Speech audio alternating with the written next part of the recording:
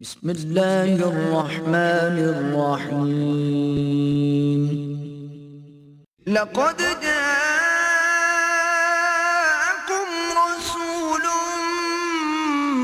من انفسكم عزيز عليه ما عنتم حريص عليكم بالمؤمنين رؤوف رحيم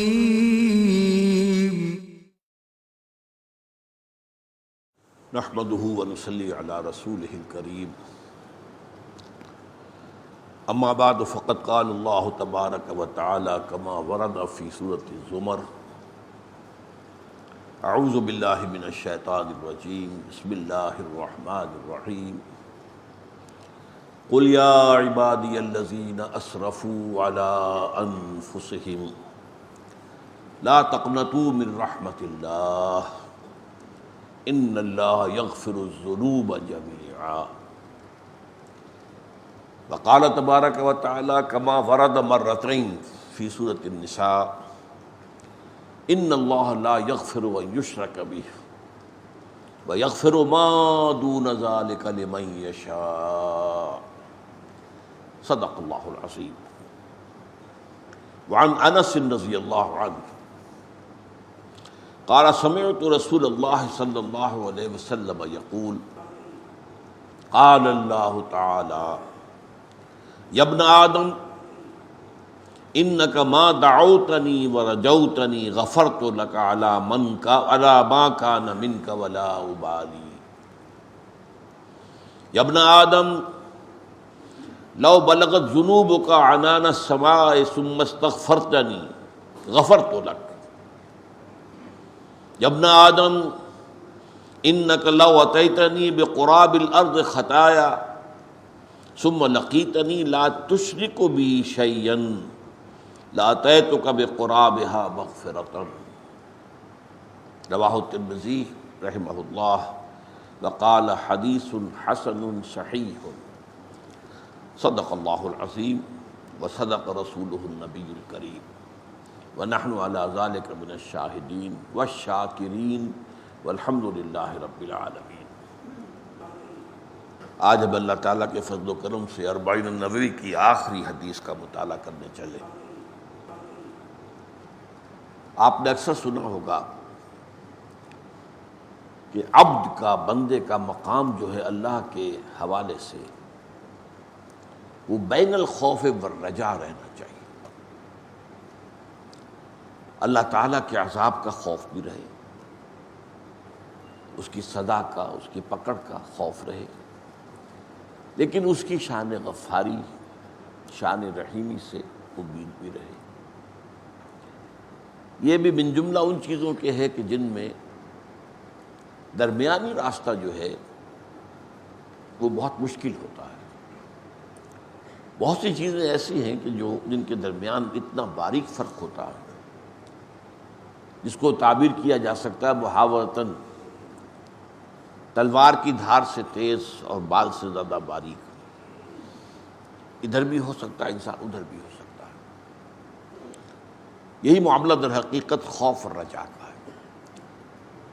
اللہ تعالیٰ کے خوف سے خالی ہو گیا، رجائیت ہی رہ گئی، تب بھی برباد ہو جائے گا۔ اور اللہ تعالیٰ کے خوف کا اتنا غلبہ ہوا کہ اس کی رحیمی، شان رحیمی اور غفاری جو ہے وہ نظر انداز ہو گئی، تب بھی بربادی ہے۔ اب میں نے جو آیات تلاوت کی ہیں ان میں سب سے پہلے تو وہ آیت ہے جس میں اللہ تعالیٰ نے تمام گناہوں کی مغفرت کا وعدہ کیا۔ یہ سورہ زمر کی بڑی اہم آیت ہے۔ قل یا عبادی الذین اسرفوا علی انفسہم، اے نبی کہہ دیجئے اے میرے وہ بندوں جنہوں نے اپنے اوپر ظلم کیا ہے۔ ظاہر بات ہے گناہ جو ہے اپنی ذات پر ظلم ہے، اللہ کا تو کچھ نہیں بگڑتا،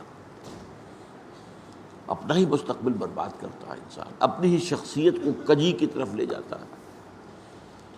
گناہ کا ایک نتیجہ تو آخرت میں نکلنا ہے، ایک اس دنیا میں کہ اس کی شخصیت جو ہے صحیح رخ کی بجائے غلط رخ پر پڑ جائے۔ تو تو اے میرے وہ بندو جنہوں نے اپنے آپ پر ظلم کیا ہے، زیادتی کی ہے، لا تقنطوا من رحمت اللہ، اللہ کی رحمت سے مایوس مت ہو،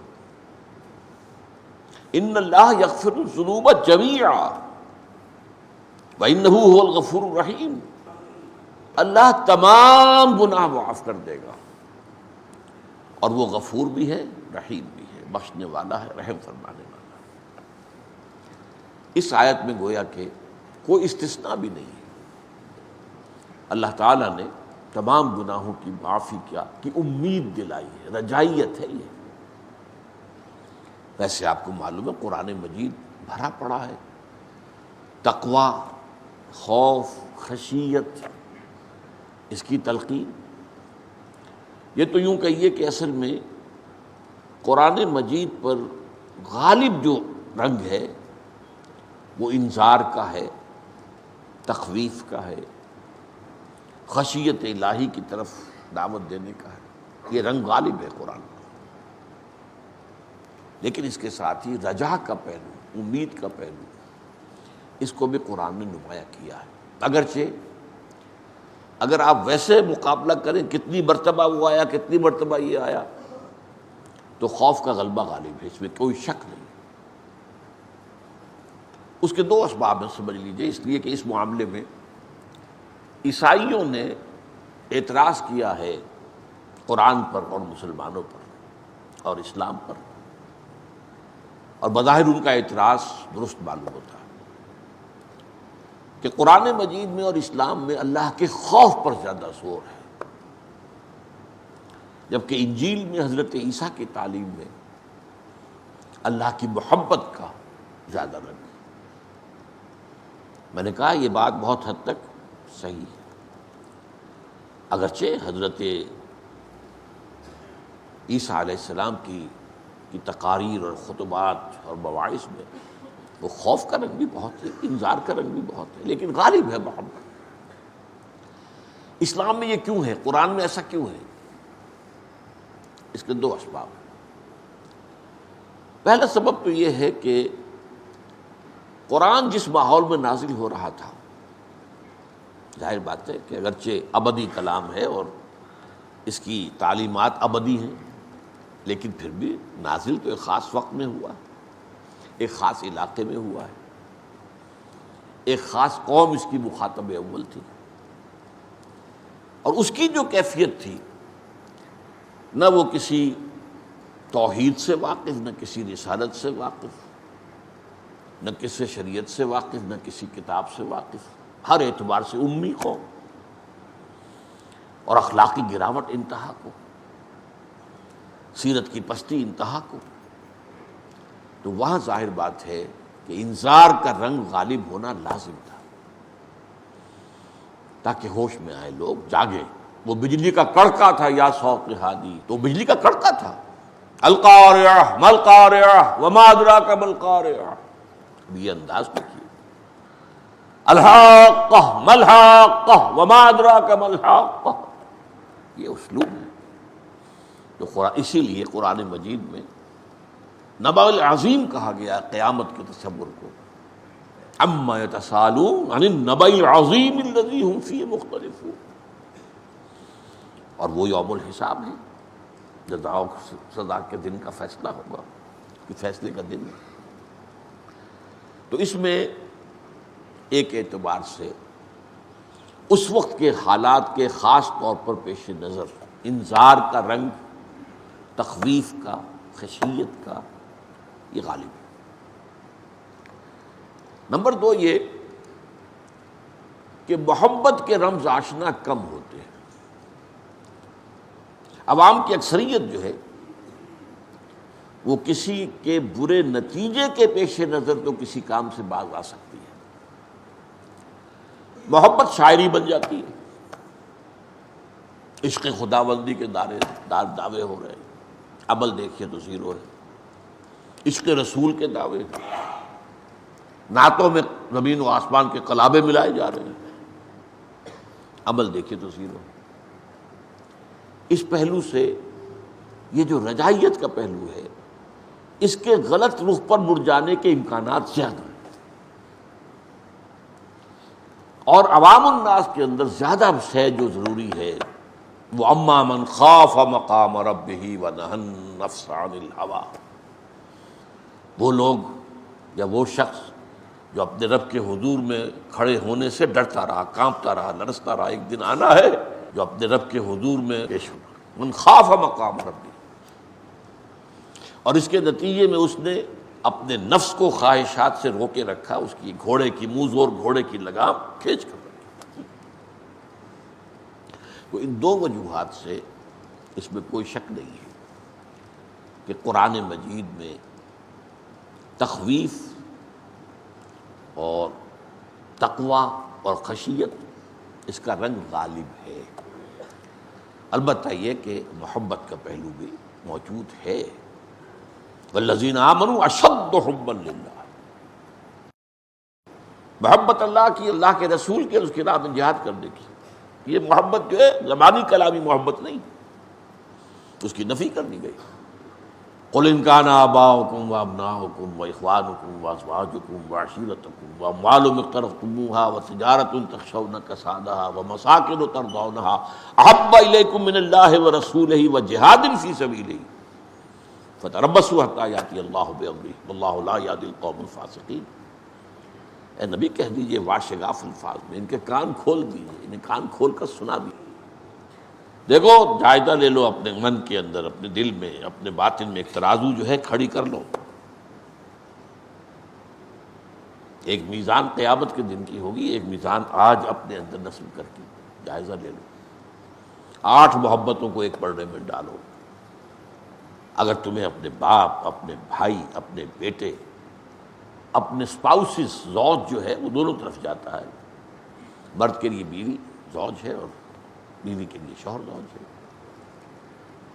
اور تم رشتہ دار تمہارے قرما قبیلہ، اور وہ مال جو تم نے بڑی محنت سے کمائے ہیں، اور وہ کاروبار جڑی مشکل سے جمائے ہیں، اب ان میں تمہیں کساد بازاری کا خوف رہتا ہے، نندا نہ ہو جائے، اور وہ جو تم نے اپنے محل بنائے ہیں بڑے محبوب ہیں تمہیں، بڑے چاؤ سے تعمیر کی گئی ہے، اور یہ کہ بڑے اہتمام سے انہیں فرمش کیا گیا ہے، اس کا جو آرکیٹیکچرل نظام بنایا گیا ہے، اس کی تزئین و آرائش ہوئی ہے، اس کو فرنش کیا گیا ہے، اس میں کہاں کہاں سے چہاردان عالم سے وہ جو اینٹیکس لا کے رکھے گئے، یہ تمہیں بہت محبوب ہے۔ اگر یہ 8 محبتوں کا غلبہ ہو جائے ایک پردے میں والے میں، اور دوسرے میں 3 محبتیں اللہ کی، اس کے رسول کی، اور اللہ کی راہ میں جہاد کرنے کی، وہ جو میں نے کہا یہ اللہ اور اس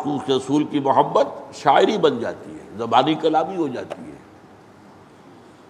اس کا شاہد ہونا ضروری ہے، اور وہ ہے جہاد فی سبیل اللہ۔ اگر اللہ کے دین کے غلبے کرنے کی جد و جہد ہے تو اللہ کی محبت اور رسول کی محبت کا ثبوت ہے، ورنہ نہیں ہے۔ تم باطل کے غلبے پر راضی ہو بیٹھے ہو۔ اگر آپ باطل کے غلبے کے تحت تقویٰ اس کی امید کیے بیٹھے ہیں بغیر اس کے کہ اس کے خلاف جد و جہد ہو رہی ہو، تو یہ سیلف ڈسیپشن ہے، اپنے آپ کو دھوکہ دینا ہے۔ یخادعون اللہ وما یخدعون الا انفسہم، یہ دھوکہ دینا چاہتے ہیں اللہ کو، والذین آمنوا، اور اہل ایمان کو، حالانکہ نہیں دھوکہ دے رہے مگر صرف اپنے آپ۔ تو اس لیے میں نے کہا کہ قرآن پر اس میں کوئی شک نہیں ہے کہ تخویف اور تقویٰ اور انذار اس کا رنگ غالب ہے، البتہ محبت کا ذکر بھی موجود ہے۔ اب آج کی جو حدیث ہے یہ رجائیت کا جو پہلو ہے، آپ کو معلوم ہے انسانوں کے اندر بھی کچھ قنوطی قسم کے ہوتے ہیں، یاسیت پسند، پیسیمسٹک مزاج کے حامل ہوتے ہیں۔ جیسے میں نے آپ کو بتایا انٹروورٹس اور ایکسٹروورٹس سائیکالوجی کی اصطلاحات ہیں، یہ مزاج انسانوں کے، ایک پیسیمسٹ ہوتے ہیں اور ایک رجائیت پسند ہوتے ہیں، آپٹیمسٹ۔ یہ مزاجوں کا تھوڑا سا میلان کا فرق ہونا یہ صحیح ہے، ان دونوں کے درمیان عدل لے آنا ہے۔ جیسے انٹروورٹس اور ایکسٹروورٹس کے درمیان ایمبیورٹ کے اوپر قائم ہو جانا، یہ بہت محال، بہت مشکل ہے۔ اور میں نے بتایا ہے کہ کامل ایم بی ورڈ جس کو اس مقام پر پورا تمکن حاصل ہے، وہ پوری نوع انسانی میں صرف ایک ہے، اور وہ ذات محمدی ہے صلی اللہ علیہ وسلم۔ اسی طرح اس معاملے کے اندر بھی بین الخوف والرجاء، یہ اصطلاح ہمارے یہاں بہت ہوتی ہے، خوف بھی رہے امید بھی رہے، خوف بھی ہو امید بھی ہو۔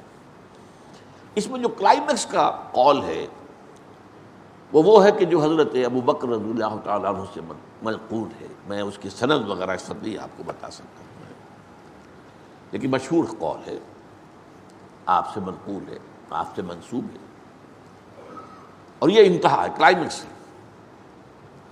وہ کہتے ہیں کہ اگر مجھے یہ بتا دیا جائے کہ تمام انسان جنت میں جائیں گے سوائے ایک کے، صرف ایک دوزخ میں جائے گا، تو مجھے خطرہ ہوگا شاید وہ ایک میں ہی ہوں۔ اور اگر بتا دیا جائے کہ تمام انسان دوزخ میں جائیں گے سوائے ایک کے، جنت میں جانے والا ایک ہی ہوگا، تو مجھے پھر بھی امید ہوگی کہ شاید وہ ایک میں ہی ہوں۔ یہ کلائمیکس ہے اس کا جو میں نے آپ سرچ کیا ہے، اس درجے تک یہ کیفیت اور وہ برقرار رہے، اس پر انسان جو ہے اس پر مستقیم ہو جائے، اس پر یہ مشکلات میں سے ہے، لیکن یہ کہ اس کی کوشش بہرحال کی جانی چاہیے۔ اب رجا کا لفظ جو قرآن مجید میں آیا بار بار، ایک تو آیا اس اعتبار سے رجا اللہ کی، اور رجا قیامت کی، قیامت کی بھی رجا، خوف نہیں، حالانکہ قیامت کا معاملہ تو زیادہ خوف آور ہے، خوف پیدا کرنے والا، اما من خاف مقام ربہ، لیکن قرآن مجید میں رجا میں بریکٹ کیا گیا ہے۔ چنانچہ سورہ احزاب کی مشہور آیت ہے، لقد کان لکم فی رسول اللہ اسوۃ حسنۃ لمن کان یرجو اللہ والیوم الآخر وذکر اللہ کثیرا۔ اے مسلمانوں، تمہارے لیے اللہ کے رسول صلی اللہ علیہ وسلم کی شخصیت مبارکہ میں ایک بہت عمدہ، کامل، معتدل، متناسب، ہر اعتبار سے نمونہ موجود ہے، لیکن یہ نمونہ اپنی جگہ مکمل ہے، اس سے استفادے کی شرائط من کان یرجو اللہ والیوم الآخر، استفادہ وہی کر سکے گا جو اللہ کا امیدوار، یعنی مراد آگے کہ میں بتاؤں گا، مراد اللہ سے ملاقات کا امیدوار، اللہ سے رحمت کا امیدوار، اور آخرت اس کے اندر بھی امید کا پہلو ہے۔ وہ کیوں ہے یہ ذرا نوٹ کیجیے۔ جہاں بدکاروں کے لیے یہ ڈرنے کی جگہ ہے، نیکوکاروں کے لیے یہ مقام جو ہوگا یہ تو بڑی بشارت کا ہوگا، خوشی کا ہوگا۔ وَيَنْقَلِبُ إِلَىٰ أَهْلِهِ مَسْرُورًا، سورہ انشقاق کی آیت جو ہے بڑی اہم ہے۔ یہ وہ جو شخص ہوگا جسے دائیں ہاتھ میں کتاب دی جائے گی، سوف یحاسب حسابا یسیرا، اس سے آسان حساب لیا جائے گا، اور آئے گا واپس اپنے اس مقام سے کٹہرے سے اپنے اہل کی طرف بہت خوش و خرم۔ جنہوں نے اللہ کے لیے قربانیاں دی، اللہ کے لیے محنتیں کی، وہ تو یوں سمجھیے کہ جیسے کوئی تنخواہ بانٹنے کا دن ہوتا ہے جس کا انسان انتظار کر رہا ہوتا ہے، مزدوری کے ملنے کا وقت ہوتا ہے، اس لیے ان کے اندر جو ہے وہ رجا کا پہلو ہوتا ہے۔ آج اللہ سے ملاقات ہوگی، آج اللہ سے کے سامنے پیشی ہوگی، تو فرمایا من لمن کان یرجو اللہ والیوم الآخر، اور یہ مضمون دوبارہ سورہ ممتحنہ میں بھی آیا ہے۔ لقد کان لکم فیہم، فیہم سے مراد ہے حضرت ابراہیم علیہ السلام اور ان کے ساتھی، فی ابراہیم والذین معہ، ان میں اسوہ حسنہ ہے تمہارے لیے۔ وہاں پھر فرمایا من کان یرجو لقاء، من کان یرجو اللہ والیوم الآخر، جو کوئی امیدوار ہے اللہ سے ملاقات کا اور یوم آخر کا، یہ امید کا پہلو۔ کہیں فرمایا گیا ہے قل انما انا بشر مثلکم یوحی الی انما الہکم الہ واحد فمن کان یرجو لقاء ربہ فلیعمل عملا صالحا ولا یشرک بعبادۃ ربہ احدا، سورہ کہف کی آخری آیت۔ اے نبی ان سے کہہ دیجئے، دیکھو میں تمہاری طرح کا انسان ہوں، یوحی الی انما الہکم الہ واحد، مجھ پر وحی کی گئی ہے کہ الہ تمہارا ایک ہی اکیلا ہے۔ فمن کان یرجو اللہ، تو جو کوئی بھی اللہ کا امیدوار ہے، فمن کان یرجو لقاء ربہ، اللہ سے اپنی ملاقات کا امیدوار ہے، فلیعمل عملا صالحا ولا یشرک بربہ احدا، اب اسے عمل کرنے چاہیے نیک، اور اپنے رب کے ساتھ کسی کو شریک نہیں ٹھہرانا چاہیے۔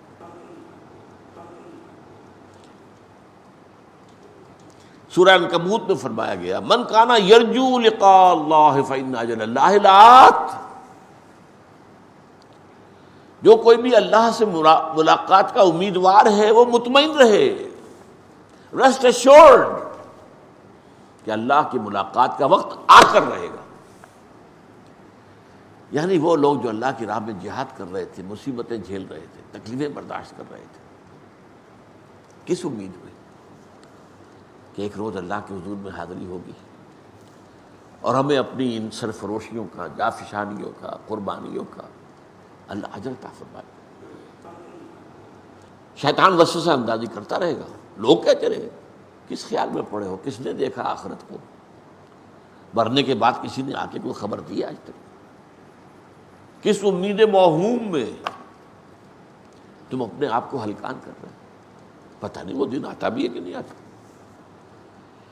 اس لیے کہ آخرت تو ادھار کا سودا ہے، دنیا نقد کا ہے، اور کام یہی ہے کہ 9 نقد نہ 13 ادھار۔ تمہیں 9 روپے اگر کسی شے کی قیمت نقد مل رہی ہے تو وہ لے لو، 13 ادھار والے نہ لو، کیا پتہ ادھار ملے نہ ملے، مر جائے رقم پوری۔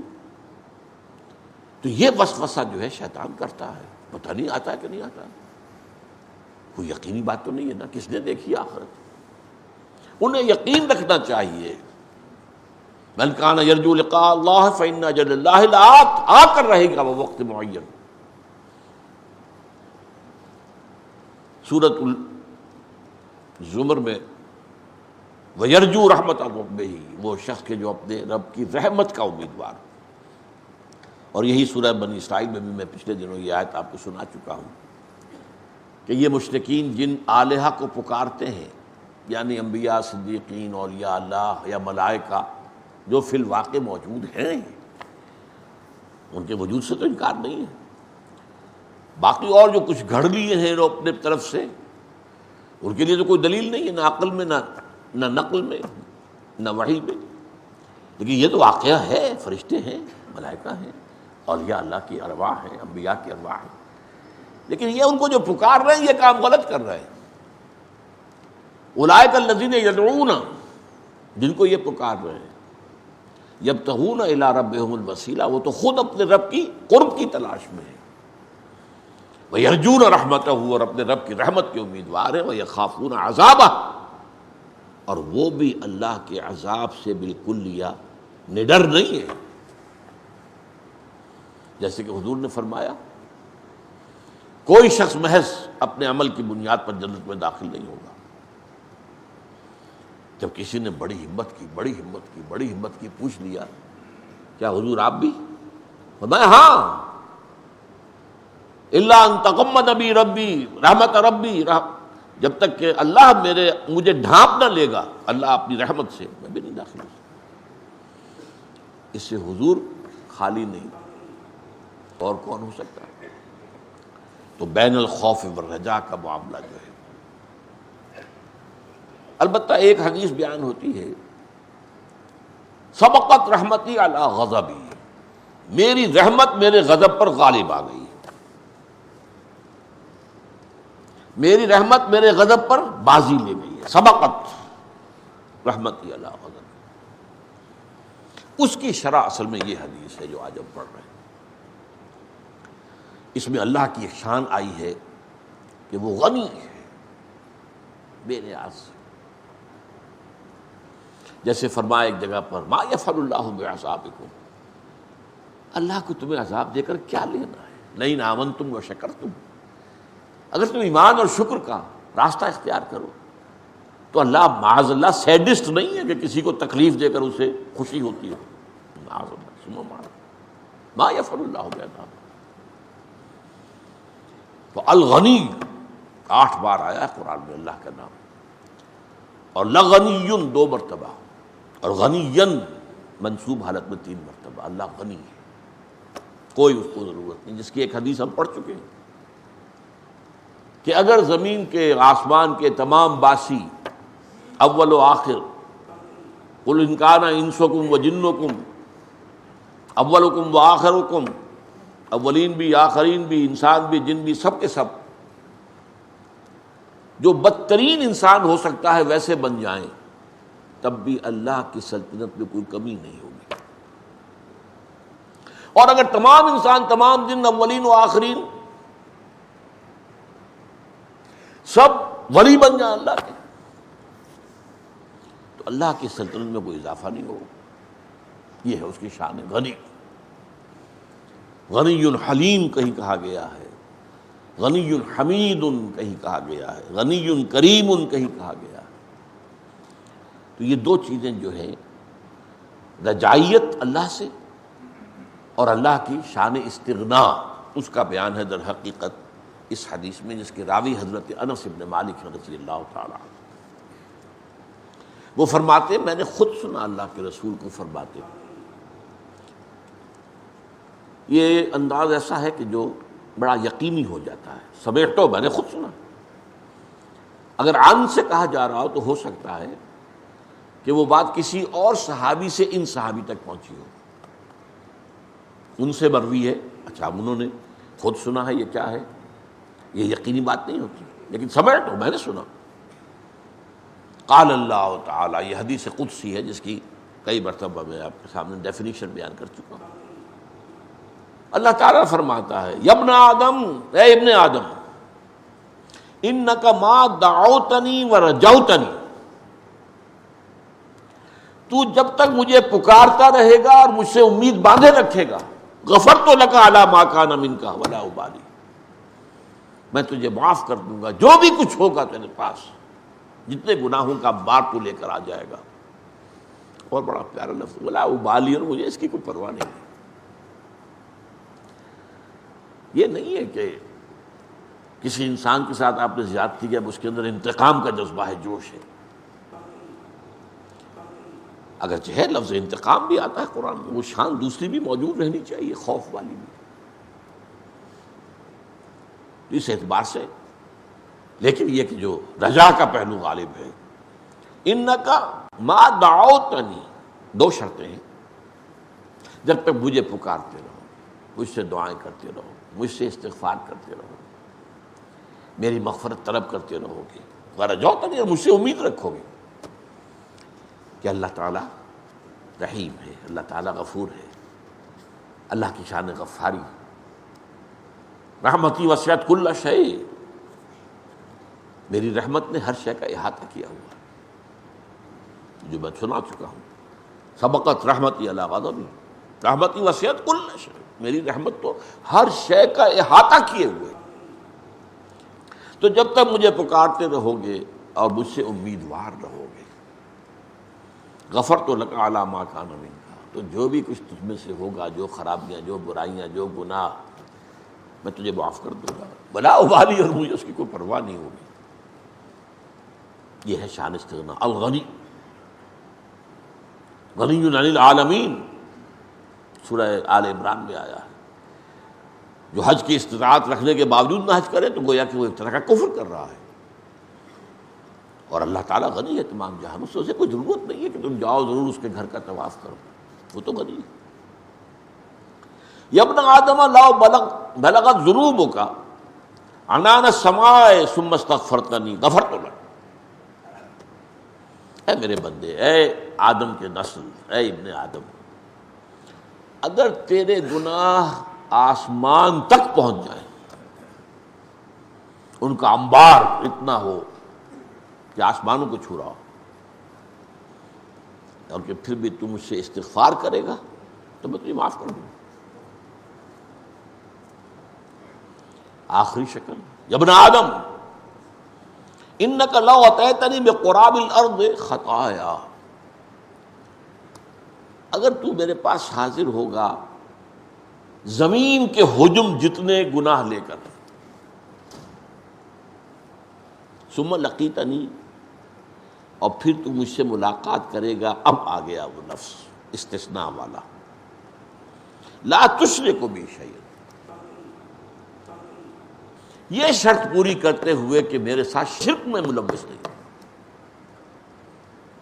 یہ مضمون میں نے آیت پڑھی آپ کے سامنے کہ 2 مرتبہ آیا سورہ نساء میں، ان اللہ لا یغفر ان یشرک بہ، اللہ اسے تو ہرگز معاف نہیں کرے گا کہ اس کے ساتھ شرک کیا جائے۔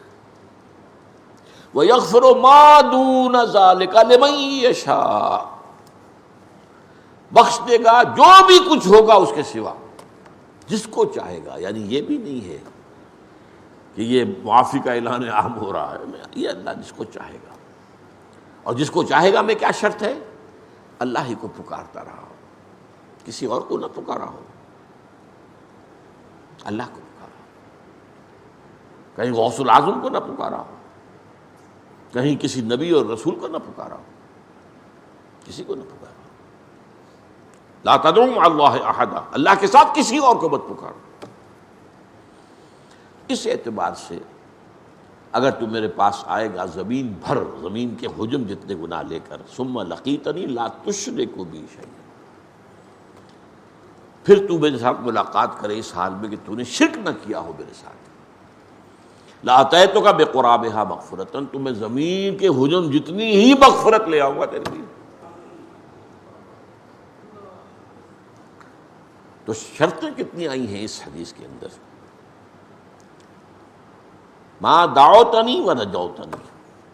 پہلی بات تو یہ ہے کہ اگر تم مجھے پکارتے رہے اور مجھ سے امیدوار ہوئے۔ ایک آیا استفتنی، مجھ سے مغفرت چاہیے، اور سب سے بڑی شرط ہاتھی کے پاؤں میں سب کے پاؤں کے مطابق شرک نہ ہو۔ اب اس سے آپ کو اندازہ ہو جانا چاہیے، اور 2 آیت 2 مرتبہ جو آئی ہے سورہ نساء میں، شرک کو معاف نہیں کرے گا، یہ اعلان عام ہے۔ تو شرک در حقیقت کتنا عظیم گناہ ہے، لیکن اس کی حقیقت کو سمجھنا آسان کام نہیں ہے۔ ہوس چھپ چھپ کے سینوں میں بنا لیتی ہے تصویریں۔ آپ نے بت سامنے رکھ کر نہیں پوجا، اپنی خواہش نفس کو پوج لیا۔ ہم پچھلی مرتبہ پڑھ چکے ہیں آیات، ارأیت من اتخذ الہہ ہواہ افانت تکون علیہ وکیلا۔ ہے نبی، آپ نے غور کیا اس شخص کے حال پر جس نے اپنی خواہش نفس کو اپنا معبود بنا لیا ہے، اس کو پوج رہا ہے۔ کوئی بت خانہ نہیں ہے، بت خانہ شکستم میں نے بت خانہ تو توڑ دیا، لیکن اندر جو ہے ہوس چھپ چھپ کے سینوں میں بنا لیتی ہے تصویریں، اندر کا بت خانہ آباد ہے۔ تو شرک کی اقسام کیا ہیں، شرک کی حقیقت کیا ہے، اب اس کا جاننا کتنا ضروری ہے۔ ہمارے یہاں بعض مسائل کے اوپر شرک اور توحید کی بحثیں جو ہیں وہ ہنج کر رہی ہیں۔ نور و بشر کا مسئلہ ہے، علم غیب کا مسئلہ ہے، ان مسئلوں پر قبر پرستی وغیرہ کا مسئلہ ہے۔ ٹھیک ہے، یہ چیزیں بھی اپنی جگہ پر اہم ہیں، لیکن آج کے دور کا شرک جس نے اسے نہ پہچانا، ہو سکتا ہے ہمارے پچھلے علماء نے شرک کی جو اقسام بیان کی وہ ان کے اپنے زمانے کے اعتبار سے تھی۔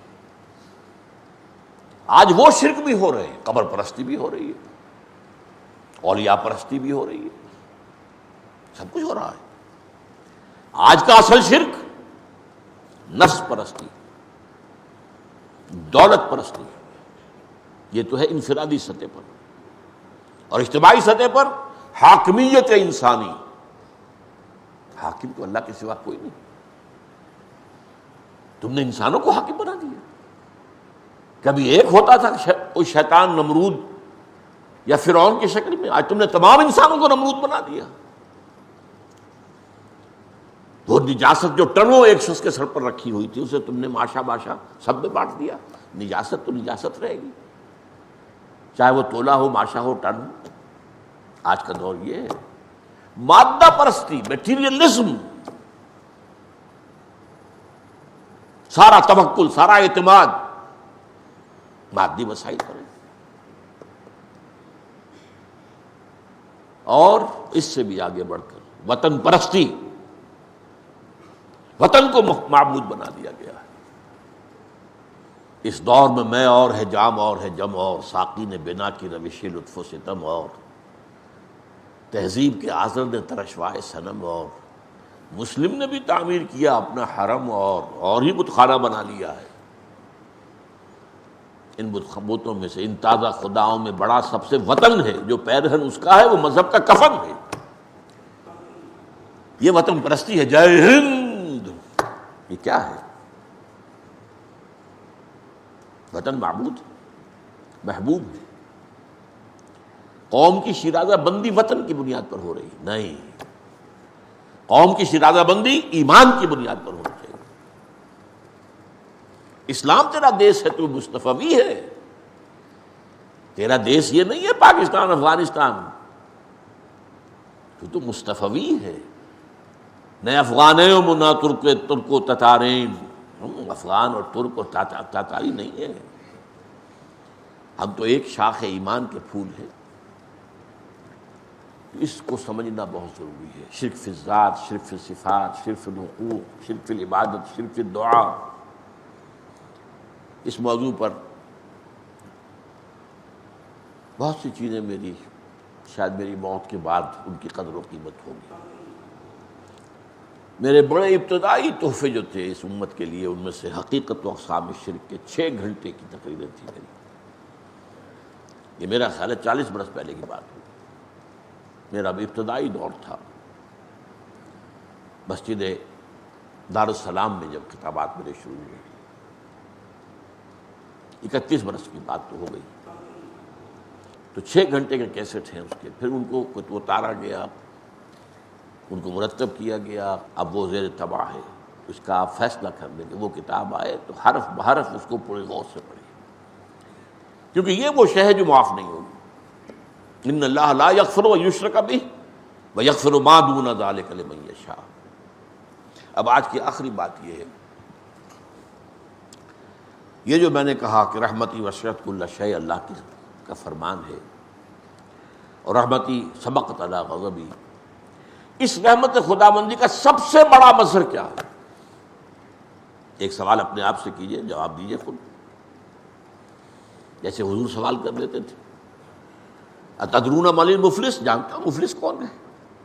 اب صحابہ نے جواب دیا، المفلس عندنا من لا درہم لہ ولا دینار، ہم تو مفلس کو سمجھتے ہیں جس کے پاس درہم و دینار نہیں ہے۔ آپ نے فرمایا نہیں، میری امت کا مفلس کوئی اور ہوگا، اس کی اس وقت نہیں میں دے رہا تھا، تشریح نہیں کر سکتا۔ قرآن مجید میں بھی یہ اسلوب ہے، یا ایھا الذین آمنوا هل ادلکم علی تجارۃ تنجیکم من عذاب الیم، کیا میں تمہیں بتاؤں، رہنمائی کروں اس تجارت کی طرف جو تمہیں دردناک عذاب سے چھٹکارا دلا دے؟ پھر اس کا جواب آ گیا۔ تو اسی طرح اللہ کی رحمت کا سب سے بڑا مظہر کیا ہے؟ اس کا نام ہے توبہ۔ یہ وہ شے ہے جو کہ عیسائیوں کو اتنی بڑی ٹھوکر دے گئی، اتنی بڑی ٹھوکر کہ حضرت آدم سے جو خطا ہوئی تھی، اب ابن آدم جو بھی دنیا میں آتا ہے اپنے باپ کی اس خطا کی جو ہے گٹھڑی لے کر آتا ہے، گناہ گار ہے، انسان بنیادی طور پر گناہ گار ہے، اور اس کا ازالہ کیا یہ ہے کہ باطل پر باطل، ظلمات بعضها فوق بعض۔ اب اس کا تو ایک ہی شکل تھی کہ اللہ نے اپنا صلبی بیٹا بھیجا اور اسے لوگوں کی طرف سے کفارہ بنا کر قربانی کے بکرے کی طرح سولی پر چڑھوا دیا۔ انا للہ و انا الیہ راجعون۔ نقل کفر نہ باشا۔ بنیادی غلطی کیا ہے؟ قرآن بتاتا ہے سورہ بقرہ کے 4 رکوع میں، خطا تو ہوئی تھی لیکن پھر معافی طلب کی، فتلقى آدم من ربہ کلمات فتاب علیہ، توبہ ان کی قبول ہو گئی۔ اب کوئی انسان دنیا میں جو ہے وہ اپنے وہ جد امجد جو ہے آدم علیہ السلام، ان کے گناہ کا بوجھ لے کر نہیں آتا۔ تو توبہ کے موضوع پر اس سے پہلے ہمارے ہاں درس ہو چکے ہیں، اور بہت سے حدیث، بہت احادیث۔ ایک حدیث کا میں نے بار بار ذکر کیا ہے کہ اپنے بندے کی توبہ سے اللہ کو کتنی خوشی ہوتی ہے، یاد ہو گیا۔ آج 2 حدیثیں سنانا چاہتا ہوں، وقت کم رہ گیا ہے۔ حضرت ابو ہریرہ سے روایت مروی ہے اور یہ متفق علیہ، نوٹ کیجیے۔ قال رسول اللہ صلی اللہ علیہ وسلم ان عبدا اذنب ذنبا فقال رب اذنبت فاغفرت فقال ربہ، بندہ یہ کہتا ہے پروردگار مجھ سے گناہ ہو گیا، مجھے معاف فرما دے۔ قال ربہ، اللہ کہتا ہے علم عبدی ان لہ ربا، میرے رب کو یہ معلوم ہے، یقین ہے کہ اس کا ایک رب ہے، یغفر الذنب، جو گناہ پر کو بخش بھی سکتا ہے، ویأخذہ بہ، اور اس پر پکڑ بھی سکتا ہے، میرے رب کو یہ یقین ہے۔ فغفرت لعبدی، اس یقین کی بنیاد پر میں نے اپنے بندے کی مغفرت کر دی۔ ثم مکث ما شاء اللہ، پھر کچھ عرصہ گزرا جو بھی اللہ نے چاہا۔ ثم اذنب ذنبا، اس نے پھر ایک گناہ کیا۔ فقال رب اذنبت ذنبا فاغفرہ لی، پھر کہتا ہے پروردگار مجھ سے پھر گناہ ہو گیا، مجھے بخش دے۔ فقال ربہ علم عبدی ان لہ ربا یغفر الذنب ویأخذ بہ، میرا یہ بندہ یہ جانتا ہے، اسے یقین ہے، اس کے دل میں یہ بات راسخ ہے کہ اس کا ایک رب ہے جو گناہ کی سزا بھی دے سکتا ہے اور معاف بھی کر سکتا ہے۔ تو پھر اللہ تعالیٰ فرماتا ہے غفرت لعبدی، میں اپنے بندے کو معاف کر دیتا ہوں، وہی بات لا ابالی، مجھے اس کی کوئی پرواہ نہیں۔ ثم مکث ما قال ما شاء اللہ، پھر کچھ عرصہ گزرا۔ ثم اذنب ذنبا، پھر وہ گناہ کرتا ہے۔ فقال رب اذنبت ذنبا آخر فاغفر لی، پروردگار میں تو ایک اور گناہ کر دیا تو مجھے معاف فرما دے۔ فقال علم عبدی ان لہ ربا یغفر الذنب ویأخذ بہ، میرے رب کو یقین ہے، میرے بندے کو، کہ اس کا ایک رب ہے جو گناہ کو بخش بھی سکتا ہے اور پکڑ بھی سکتا ہے۔ غفرت لعبدی ما فلیفعل ما شاء، میں نے معاف کر دیا، اب جو چاہے کرے۔ یہاں ہے وہ شان غفاری، فلا ابالی، مجھے اس کی کوئی پرواہ نہیں ہے۔ دوسری حدیث اس سے بھی زیادہ اہم ہے، بڑی پیاری حدیث ہے، یہ مسلم شریف کی ہے، عن جندب رضی اللہ عنہ، رضی اللہ تعالی عنہ، جندب سے روایت ہے، ان رسول اللہ صلی اللہ علیہ وسلم حدث، حضور صلی اللہ علیہ وسلم نے یہ بات بیان فرمائی، ان رجلا قال واللہ لا یغفر اللہ لفلان، کہ کسی شخص نے یہ کہا خدا کی قسم اللہ اس کو تو معاف نہیں کرے گا، یہ بڑا جوش تقویٰ کا ہوا ہے اور بڑی غیرت خدا بندی جوش میں آ رہی، اس نے تو وہ گناہ کیا اللہ کبھی اس کو معاف نہیں کرے گا۔ وَأَنَّ اللَّهَ تَعَالَى قال، اس پر اللہ فرماتا ہے مَنْ ذَا الَّذِي يَتَعَلَّىٰ عَلَيَّ، یہ کون ہے جو مجھ پر حاکم بنا بیٹھا ہے، مجھ پر حکم چلانا چاہتا ہے کہ میں معاف نہیں کروں گا، یہ کون ہے؟ اللہ تعالیٰ فرمائے گا مَنْ ذَا الَّذِي يَتَعَلَّىٰ عَلَيَّ انی لا اغفر لفلان مغفر لفلان، کہ میں فلاں شخص کو معاف نہیں کروں گا، فانی قد غفرت لفلان واحببت عملک، تو میں نے اس کو تو معاف کر دیا اور تیرے سارے اعمال ضائع کر دیے۔ یہ ہے اللہ تعالیٰ کی شان غفاری، بس شرطیں وہ سامنے رکھیں، اللہ سے دعا، اللہ سے استغفار،